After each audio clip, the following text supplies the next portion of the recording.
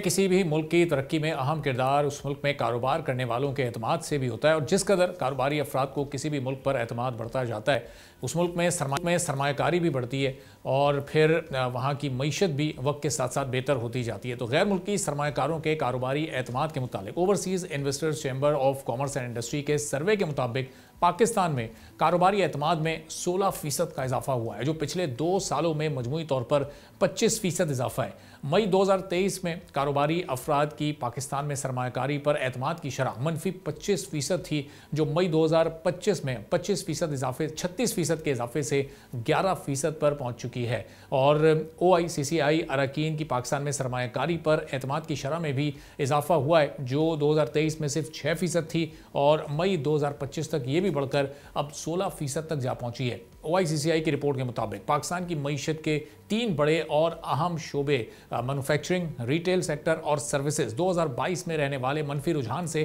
अब मुकम्मल तौर पर निकल आए हैं। इस रिपोर्ट के मुताबिक मेट्रो शहरों में कारोबारी अफराद के एतमाद में 17% का इजाफा हुआ है, जो 2023 में मनफी 3% था और अब यह बढ़कर 14% तक पहुंच चुका है। जबकि छोटे शहरों में कारोबारी अफराद के सरमायाकारी के रुझान में 2023 के मुकाबले में 8% बेहतरी देखी जा रही है। अब यहाँ पर ज़ाहिर एक सवाल यह है कि कारोबारी एतमाद में बेहतरी के लिए ऐसे मज़ीद क्या इक़दाम उठाए जा सकते हैं और अभी क्या इक़दाम उठाए गए कि ये सब कुछ मुमकिन हो सका है और जो माशी अशारी हैं वो इतनी बेहतरी की जानिब इस वक्त इशारा कर रहे हैं।